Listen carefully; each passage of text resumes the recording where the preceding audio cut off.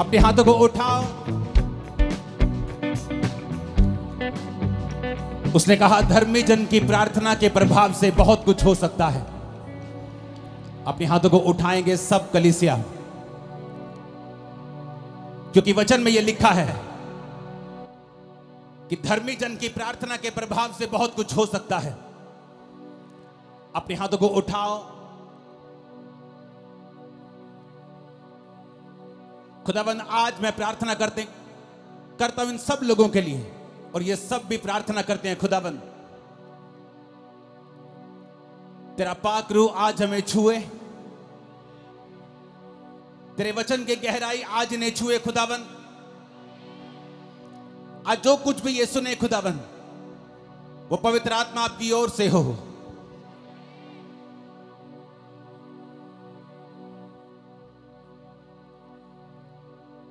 आज मैं ना बोलूं खुदावंद, आज तेरा वचन, तेरा आत्मा इन्हें बोले, इन्हें सिखाए, क्योंकि तेरे वचन में ही लिखा है कि तू अपने वचन को भेजता और अपने लोगों को चंगा करता है, और तू उन्हें गड्ढों से निकालता है, सत्यानाश के गड्ढों में से। आज मेरा विश्वास है खुदावंद, जो वचन तूने मुझे आज दिया है, ये इनको गड्ढों में से बाहर निकालेगा। एक नई शुरुआत इनकी जिंदगी में होगी यीशु मसीह के सामर्थी नाम में। अपने हाथों को उठाओ और पवित्र आत्मा को सौंप दो अपना आप।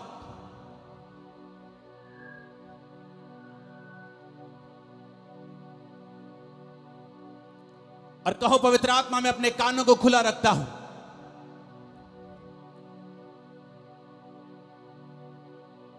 मैं अपने दिल को ग्रहण करने योग्य बनाता हूं, और वायदा करता हूं आज जो कुछ भी मैं सुनूंगा, मैं 100 गुना फलों को लेके आऊंगा।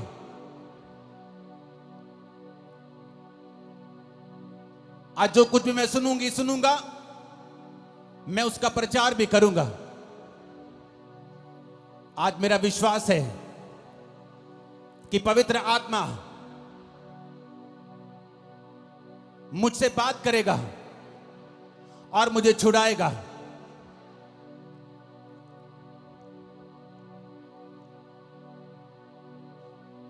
प्रभु यीशु मसीह के सामर्थी नाम में हम मांगते हैं, आमीन। जितना लंबा और ऊंचा ये ब्लेसिंग, उतनी बड़ी है चर्च।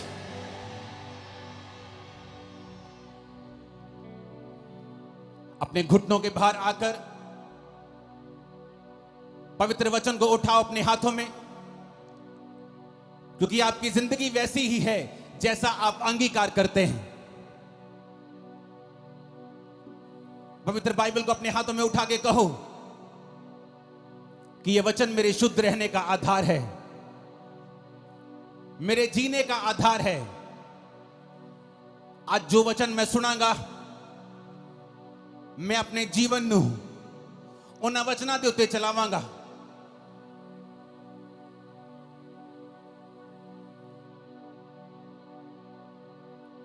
दिन ते रात ये वचन मेरियां अखां दे सामने रहणगे, तेरे ते मेरे मुंह चों निकलिया करनगे। मैं वायदा करता हूं परमेश्वर कि ये वचन मेरे मुंह से निकला करेंगे, और मेरा ध्यान दिन और रात इन पर लगा रहेगा।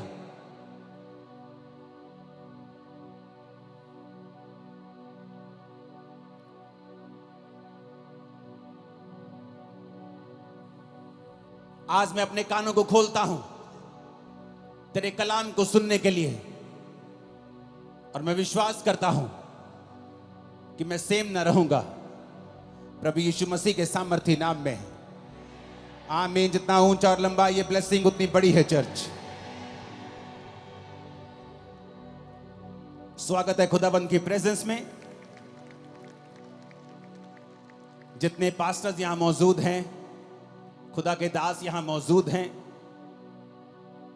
हम याद रखें हमारी चर्च छोटी हो बड़ी हो, खुदाबंद का हर एक दास आदर के योग्य है। तो सभी पास्टर्स का मैं स्वागत करता हूं, और हम सब तालियों के साथ खुदाबंद के नाम को महिमा देंगे सब पास्टर्स के लिए।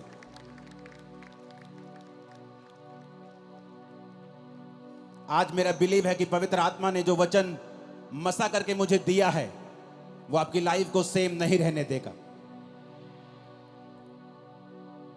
सब लोग बैठ जाओ, सब वॉलंटियर्स, खास तौर पे तुम लोग।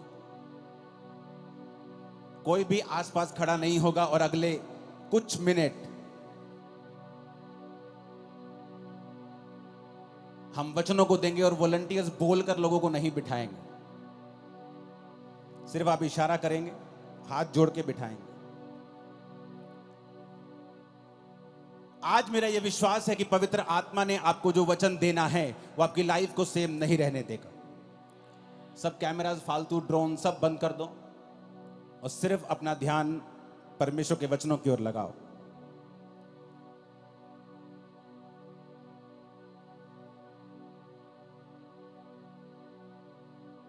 याकूब 5 उसकी 16 से 20 आयत को मैं पढ़ूंगा।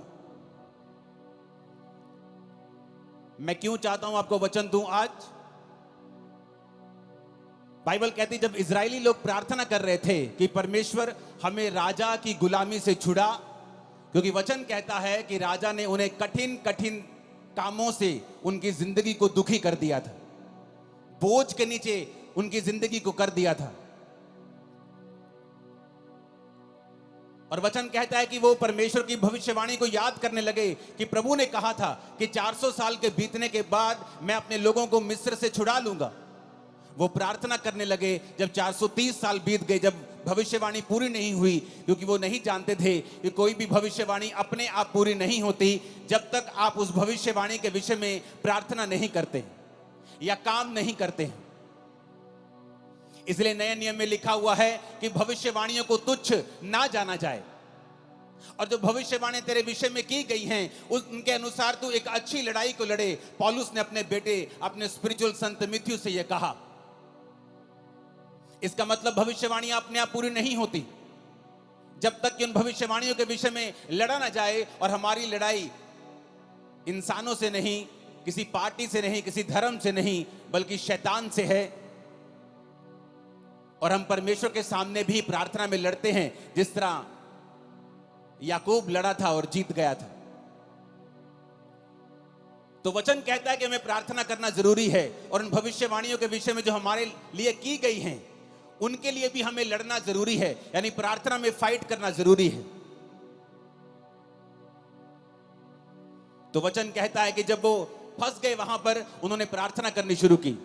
जब उन्होंने प्रार्थना करनी शुरू की तो परमेश्वर ने अपने दास को भेजा, उन्होंने मूसा को भेजा। और बाइबल कहती है मूसा के वचनों के ऊपर जिन्होंने मन लगाया और यह विश्वास किया कि मूसा अपने आप से नहीं आया है, मूसा परमेश्वर की ओर से आया है, और जो परमेश्वर की ओर से ये वचन कहेगा हम उस वचन के ऊपर यकीन करेंगे और हमारी जिंदगी सेम नहीं रहेगी और हम गुलामी से छुड़ाए जाएंगे। वो गुलामी चाहे बीमारी की हो, वो गुलामी चाहे शैतान की हो, वो गुलामी चाहे मानसिक हो, डिप्रेशन की हो, वो गुलामी किसी भी तरह की हो सकती है आपकी लाइफ में। लेकिन वचन ये कहता है कि जब आप परमेश्वर के वचन को सुनते हैं और फैसला कर लेते हैं कि आज से मैं अपना दिल दिमाग परमेश्वर के वचनों के ऊपर लगाऊंगा, तो वचन कहता है वो गुलामी नहीं रहती। परमेश्वर आपको बंधनों से छुड़ाता है और गुलामी से छुड़ाता है। और उस वचन को जो उसने मूसा को दिया था और लोगों को छुड़ा लिया था, आज मेरा विश्वास है कि परमेश्वर जो वचन आपके लिए देने वाले हैं वो पूरी तरह से आपको और आपके परिवार को छुड़ा लेगा। इस मसीह जिंदगी में क्या सबसे ज्यादा जरूरी है, क्या है सबसे ज्यादा इंपॉर्टेंट हमारी लाइफ में? आज जितने क्रूसेड्स आज तक मैंने किए हैं, मैं one of the most important word मैं आज आप लोगों के लिए लेके आया हूं। कल रात से मैं परमेश्वर की प्रेजेंस में था, अपने परिवार के साथ नहीं था, और प्रभु से कह रहा था कि परमेश्वर तेरा आत्मा मुझ पे जाहिर करे कि तू अपने लोगों से क्या कहना चाहता है। तो वचन कहता है याकूब 5 उसकी 16 से 20 आयत में, इसलिए तुम आपस में एक दूसरे के सामने अपने अपने पापों को मान लो और एक दूसरे के लिए प्रार्थना करो जिससे चंगे हो जाओ। धर्मी जन की प्रार्थना के प्रभाव से बहुत कुछ हो सकता है। एलिया भी तो हमारे समान दुख सुख भोगी मनुष्य था, और उसने गिड़गिड़ाकर प्रार्थना की कि मेह ना बरसे, तो 3.5 साल बारिश यानी मेह नहीं बरसा। फिर उसने प्रार्थना की, आकाश से वर्षा हुई और भूमि फलवंत हुई। हे मेरे भाइयों, यदि तुम में से कोई सत्य के मार्ग से भटक जाए और कोई उसको फेर लाए, तो वह ये जान ले, जो किसी भटके हुए पापी को फेर लाएगा, हर एक प्राणी को उस प्राणी को वो मृत्यु से बचाएगा और उसके पापों के ऊपर वो पर्दा डालेगा। सब बोलो आमीन। एक डेविड नाम का व्यक्ति, जिसके अंदर इंडिया को बचाने का बोझ था, जब वो इंडिया में आया तो उसको भाषा नहीं आती थी, लेकिन वो एक बात जानता था कि वचन कहता है कि प्रार्थना के प्रभाव से बहुत कुछ हो सकता है। एलिया भी तो हमारे समान दुख और सुख भोगी मनुष्य था, क्योंकि जिनकी जिंदगियों से मिरेकल्स होते हैं या जिनकी लाइफ में मिरेकल होते हैं, लोगों को लगता है कि शायद ये आसमान से उतरा हुआ पुरुष है कोई, इसलिए इसके जब ये प्रचार करता है या ये प्रार्थना करता है, लंगड़े चलते हैं, शायद ये स्वर्ग से उतरा है। लेकिन वचन ये कहता है, क्या फर्क था एक आम व्यक्ति में और एक एलिया में? एलिया भी तुम्हारे समान दुख सुख भोगी मनुष्य था, यानी उसके जीवन में दुख भी आते थे, उसके जीवन में तुम्हारी तरह सुख भी आते थे, लेकिन बाइबल कहती है कि वो तुम्हारे समान हमारे समान दुख सुख भोगी मनुष्य था। लेकिन जब उसने प्रार्थना की कि मेघ ना बरसे, तो मैं नहीं बरसा। वचन कहता है, पिछली स्क्रीन को एक जैसा करना, कोई फालतू सिग्नल मत देना पिछली स्क्रीन के ऊपर, जैसे बीच की स्क्रीन है सब तरफ वैसे ही कर दो, नहीं तो बंद कर दो और कुछ कर दो। अपने पड़ोसी को बोलो, ध्यान से सुन, आज तेरी जिंदगी बदलने वाली है। जब वो परमेश्वर का दास डेविड इंडिया में आया, उसे भाषा नहीं आती थी। उसने कहा, कोई बात नहीं, अगर मुझे भाषा नहीं आती तो परमेश्वर तो मेरी प्रार्थना को सुन सकता है।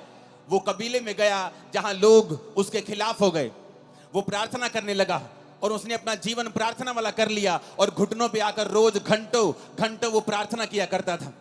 एक दिन उस कबीले वाले ने सोचा कि ये फॉरेनर हमारे धर्म को बदलने के लिए आया है, जबकि वो ये नहीं जानते थे कि प्रभु यीशु मसीह धर्म को बदलने के लिए नहीं, वो जीवन को बदलने के लिए आए थे। जब उसने लोगों ने देखा कि ये लोग ये धर्म बदलने के लिए शायद आया है, तो बहुत से कबीले इकट्ठे होकर उसे मारने के लिए गए।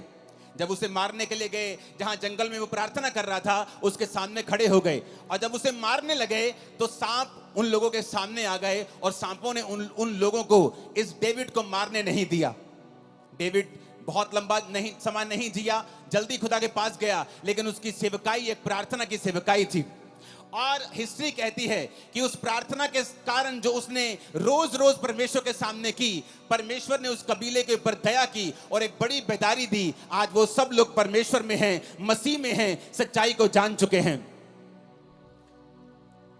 जॉन हाइडी नाम का इंसान, जिसे जॉन हाइडी ऑफ इंडिया कहते हैं, जबकि वो इंडियन नहीं था, वो एक अमेरिकन इंसान था, और उसके अंदर एक बोझ पैदा होता है कि मैं जाऊंगा और जो लोग बचे नहीं हुए, जो लोग परमेश्वर में नहीं हैं, जो सच्चाई नहीं जानते, मैं जाऊंगा और उन लोगों को बचाऊंगा।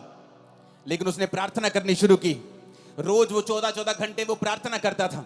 इतनी वो प्रार्थना करता था कि एक दिन जब वो बीमार हो गया, डॉक्टर के पास उसे लेके गए, तो डॉक्टर ने बताया कि आप एक जगह जैसे झुक के जब प्रार्थना करते हैं, आपने इतनी लंबी लंबी प्रार्थनाएं की हैं कि आपका हार्ट जो है वो शिफ्ट हो चुका है और अपनी जगह से थोड़ा दूर जा चुका है, इसलिए आप बीमार हैं। आपके हार्ट की थोड़ी पोजीशन जो है वो चेंज हुई है, आपकी बॉडी में इतने बदलाव हुए हैं।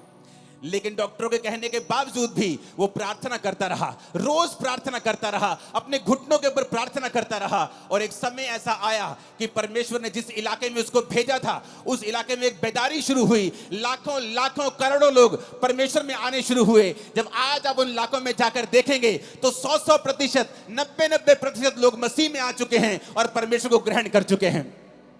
कारण क्या? एक व्यक्ति ने बाइबल के वचनों को समझा। उसने समझा कि एलिया भी हमारे समान दुख और सुख भोगी मनुष्य था, लेकिन उसने फैसला किया कि मैं प्रार्थना करूंगा। एलिया कहां नजर आता है? एलिया कहीं नजर नहीं आता बाइबल में एकदम से आपको। वो कहीं ऐसा नहीं है कि बाइबल में जब पहला राजा की पुस्तक शुरू होती है, दाऊद का जिक्र होता है, दाऊद के बाद पहले शाऊल राजा बनता है, उसके बाद दाऊद राजा बनता है, फिर सुलेमान राजा बनता है, सुलेमान के बाद उसके बेटे राजा बनते हैं, उसके पोते पड़पोते राजा बनते हैं, परमेश्वर में खड़े नहीं रहते, वो गिर जाते हैं, तब तक भी एलिया का जिक्र नहीं आता। लेकिन जब बाइबल कहती है पहला राजा 17 में जब एलिया का जिक्र आता है, पहला राजाओं 17 उसकी 1 से 6, तिशबी एलिया जो गिलाद के परदेशियों में से था, उसने अहाब से कहा, अहाब भी इजराइल का राजा था जिसने इजाबेल से शादी कर ली थी और वो सब कुछ परमेश्वर के वचन के विरोध में कर रहा था और परमेश्वर उससे खुश नहीं था। वचन कहता है कि एलिया एकदम से पहला राजा उस खतरा में प्रकट होता है। उससे पहले एलिया की कोई जानकारी नहीं थी। एलिया कोई वीआईपी इंसान नहीं था। एलिया कोई राजाओं के खानदान से नहीं था। एलिया किसी प्रोफेट्स के खानदान से नहीं था। लेकिन एकदम से वो प्रकट होता है और ये कहते हैं तिशबी एलिया।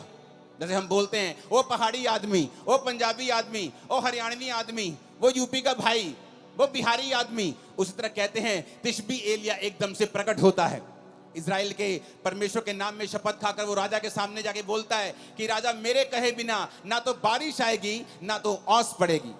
लेकिन उससे पहले वो एक बात और कहता है एक आयत में तिशबी एलिया जो गिलाद के परदेशियों में से था, उसने अहाब से कहा, इजराइल का परमेश्वर यहोवा जिसके सम्मुख में उपस्थित रहता हूं। एलिया कहता मैं आया हूं राजा उस परमेश्वर के सामने जिसके सामने मैं उपस्थित रहता हूं। ऐसा जन जिसके कहने से आसमान बारिश देना बंद कर गया 3.5 साल। एक ऐसा पुरुष जिसने प्रार्थना की और आसमान खुल गया फिर 3.5 साल बाद। वो पुरुष जो कोई वीआईपी नहीं था, किसी राजाओं के खानदान से नहीं था, किसी प्रॉफिट से खानदान से नहीं था, एक आम आदमी। एकदम से पहला राजाओं 17 में उसका जिक्र होता है कि तिशबी एलिया नाम का एक पर्सन सीधा राजा के सामने जाके हियाव के साथ हौसले के साथ खड़ा होता है और कहता है राजा उस परमेश्वर की शपथ जिसके सामने मैं उपस्थित रहता हूं। आज कौन लोग बंधनों में हैं? कौन लोग गरीबी के बंधन में हैं, बीमारियों के बंधन में हैं? कौन लोग हैं जिनको शैतान सताता है? ये वो लोग हैं जो परमेश्वर के सामने घुटनों को नहीं टेकते हैं, जो एक दिन तो प्रार्थना करते हैं दूसरे दिन प्रार्थना करना छोड़ देते हैं, जो एक दिन तो चर्च जाते हैं उसके बाद दूसरे संडे छुट्टी कर लेते हैं, जिनको ये नहीं मालूम कि आपके पास एक पावरफुल हथियार है, प्रार्थना करने का हथियार। आपके पास अधिकार है। आपके प्रार्थना के प्रभाव से बाइबल कहती है बहुत कुछ हो सकता है। लेकिन आज शैतान ने विश्वासियों को भटका दिया है। आपका फोन आपकी प्रार्थना का स्थान ले चुका है। आपका व्हाट्सएप, आपकी फेसबुक और इंस्टाग्राम आपकी प्रार्थना का स्थान ले चुका है। जब भी आप प्रार्थना करने के लिए बैठते हैं आपको काम याद आता है, आपको व्हाट्सएप याद आता है, आपकी मम्मी आपको कॉल करने लगती है, आपकी बेटी आपको तंग करने लगती है, क्योंकि शैतान नहीं चाहता आप प्रार्थना करें। तिशबी एलिया बाइबल कहती है एक आम इंसान था। आप सोचते मैं एक आम इंसान हूं, मैं कैसे अपनी जिंदगी को बदल सकता हूं? मेरा परदादा भी गरीब था, मेरा दादा भी गरीब था, मेरा बाप भी दिहाड़ी करता था, मैं भी गरीब हूं, तो परमेश्वर मुझे कैसे हमारे परिवार में इतने सालों से चल रहा कैसे बदल सकता है? लेकिन वचन कहता है एलिया भी तुम्हारे समान दुख और सुख भोगी मनुष्य था, लेकिन जब उसने प्रार्थना की मेघ बरसे तो मेघ नहीं बरसा, जब उसने प्रार्थना की मेघ बरसे तो मेघ बरसा। ऊंची आवाज में बोलो हालेलुया। हम प्रार्थना के महत्व को समझते हैं। एक पास्टर प्रार्थना कर रहा था और काम कर रहा था। बहुत साल उसने सेवा की लेकिन इतने रूहें नहीं बचा पाया। उसको आंखों का रोग हो गया। जब आंखों का रोग हो गया उसने कहा अब तो मैं सेवा नहीं कर सकता लेकिन मैं प्रार्थना करूंगा। और उसने प्रार्थना करनी शुरू कर दी। जब उसने प्रार्थना करनी शुरू की, परमेश्वर ने एक पास्टर, 2 पास्टर भाई थे, उनके दिल में डाला कि वो जाएं और उस जगह के ऊपर प्रचार करें। और हिस्ट्री बताती है कि जब उसने प्रार्थना की तो रिवाइवल शुरू हुआ। वो 16-16 घंटे, 14-14 घंटे रोज प्रार्थना करता था। और उस जगह पे जब रिवाइवल आया तो 1 लाख लोग रोज यीशु मसीह को अपना जीवन देने लगे और पूरा इलाका परमेश्वर में आ गया। कारण प्रार्थना। कारण ये नहीं था कि वो दुनिया के बेस्ट बाइबल स्कूल में पढ़े थे या वो दुनिया के सबसे ऊंची यूनिवर्सिटी में पढ़े थे। उन्होंने बाइबल के वचन को समझ लिया था कि जब तू प्रार्थना करेगा मैं रास्तों को खोलूंगा, मांगो तो दिया जाएगा। उन्होंने समझ लिया था कि अगर मेरी जिंदगी में जो कुछ नहीं है इसका कारण यह है कि हमने प्रार्थना नहीं की। जॉन हैडी, जिसकी वजह से पूरे का पूरा इलाका, पूरे की पूरी स्टेट्स परमेश्वर में है, वो कहता था आज प्रार्थना करने वाले लोग बहुत कम हैं और रोने वाले प्रार्थना में उससे भी कम हैं और आहें भरने वाले प्रार्थना में तो है ही नहीं है। क्योंकि आज हम पवित्र आत्मा को समय नहीं देते कि वो आए और हमारे अंदर से हमको इस्तेमाल करे। आज प्रार्थना का जीवन नहीं है, इसलिए शैतान ये बात जानता है, वो बात जानता है, इसीलिए वो आपकी लाइफ में काम करता है। लेकिन वचन ये कहता है, अगर आप इस प्रार्थना की पावर को समझ जाएंगे, अगर आप समझ जाएंगे आपके पास एक अधिकार है और आप परमेश्वर से प्रार्थना कर सकते हैं, जब तक वो उत्तर ना दे तब तक प्रार्थना कर सकते हैं, आपकी लाइफ कभी भी सेम नहीं रहेगी। मेरी लाइफ में मसीह में आने के कितने साल बाद भी जब मेरी लाइफ में चंगाई नहीं थी और मैं सेवकाई में आ चुका था, तो पवित्र आत्मा मुझे एक ही बात बोलता था कि तुझे पवित्रताई में रहना है, क्योंकि पवित्रताई में रहने से तो अपनी जिंदगी का बड़े से बड़ा अटैक खत्म कर सकता है, चाहे वो तेरे शरीर के ऊपर हो, तेरी आत्मा के ऊपर हो, तेरे फाइनेंस के ऊपर हो, तेरी सेवकाई के ऊपर हो। अगर तू पवित्रताई में चलेगा और गंदगी नहीं करेगा, व्यभिचार नहीं करेगा, चोरियां नहीं करेगा, तो परमेश्वर तेरी जिंदगी से बड़े बड़े बंधनों को तोड़ देगा। और दूसरा, पवित्र आत्मा ने कहा, अगर तू प्रार्थना करेगा, ये टीम जो मेरे पीछे खड़ी है उनमें से कुछ लोग 20 साल से मेरे साथ हैं, ये लोग जानते हैं किस तरह से जब 2014, 13, 12 की बात है, मैं अपने प्रार्थना रूम में, जब ये भी मेरे साथ होते थे, जब प्रार्थना करने के लिए बैठते थे, तो रोज 6 घंटे 5 घंटे इनके साथ अकेले मैं प्रार्थना करता था। इनके बाद उठ के फिर मैं अपने रूम में प्रार्थना करता था, उसके बाद रात को प्रार्थना करता था। मेरा सारा दिन प्रार्थना में बीतता था और मैं खुद नहीं जानता था कि मैं इतनी प्रार्थना कर रहा हूं, क्या परमेश्वर मुझे उत्तर देगा। लेकिन वचन कहता है, उसमें की गई मेहनत कभी व्यर्थ नहीं जाती। वो आपकी प्रार्थनाओं को सुनता है। जो प्रार्थना आपने 10 साल पहले भी की हैं, प्रभु उनको भी सुनता है। और वचन कहता है कि वो अपने खोजने वालों को प्रतिफल देता है। यानी कि जब आप प्रार्थना करते रहते हैं और उसके साथ परमेश्वर को खोजना नहीं छोड़ते, आप चर्च नहीं छोड़ते, आप फास्टिंग नहीं छोड़ते, बाइबल पढ़ना नहीं छोड़ते, आप संगति नहीं छोड़ते, तो परमेश्वर सारी प्रार्थनाओं का उत्तर देता है। मेरे जीवन में भी ऐसा ही हुआ। जो मेहनत मैं करता गया, जो प्रार्थना मैं करता गया, एक समय आया मसीह में आने के 10 साल बाद परमेश्वर सारी प्रार्थनाओं का उत्तर देने लगा और आज मेरे जीवन में सारी प्रार्थना के उत्तर आ चुके हैं। लेकिन आज भी थोड़े दिन पहले की बात है, जब मैं अपने प्रार्थना के रूम में गया, मैं आपको ये टेस्टिमनी दूंगा, उससे पहले एक वचन हम और पढ़ेंगे। प्रेरितों के काम 3 उसकी 1 से 8 आयत में लिखा है, पतरस और यूहन्ना तीसरे पहर प्रार्थना के समय चर्च में जा रहे थे और लोग एक जन्म के लंगड़े को ला रहे थे, जिसको वो प्रतिदिन मंदिर के उस द्वार पर जो सुंदर कहलाता है बैठा देते थे कि वो चर्च में जाने आने वाले उसे भीख मांगे। उस भिखारी ने पतरस और यूहन्ना को चर्च में जाते देखा और उससे भीख मांगी। पतरस ने यूहन्ना के साथ उसकी ओर ध्यान से देखकर कहा, हमारी ओर देख। और वह कुछ पाने की आशा से उनकी ओर ताकने लगा। तो पतरस ने कहा, चांदी और सोना तो मेरे पास नहीं है, परंतु जो मेरे पास है वह तुम्हें देता हूं। यीशु मसीह नासरी के नाम से चल फिर। उसने दाहिना हाथ पकड़कर उसे उठाया। उसके पांव और टखनों में तुरंत बल आया। वो उछलकर खड़ा हो गया, चलने फिरने लगा, चलता कूदता प्रभु की स्तुति करता हुआ उस चर्च में गया। वचन कहता है, आज बहुत से लोग चाहते हैं कि उनकी मिनिस्ट्रीज में लंगड़े चलें, उनकी जिंदगियों से भी बड़े बड़े काम हों, जब वो प्रचार करें उनकी मिनिस्ट्री से भी बड़े बड़े काम हों।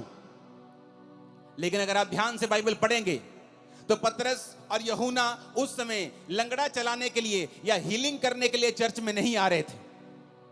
वचन कहता है वो प्रार्थना करने के लिए चर्च में जा रहे थे। उनके लिए प्रार्थना इतनी इंपॉर्टेंट थी कि वो घर बैठ के प्रार्थना नहीं करना चाहते थे। वो ऐसे ही उठे कि तीसरा पहर है, चलो प्रार्थना करने के लिए वो घर से निकलते थे। प्रार्थना करने का एक इंपॉर्टेंस, एक महत्वता, एक बड़ा स्थान उनकी लाइफ में था।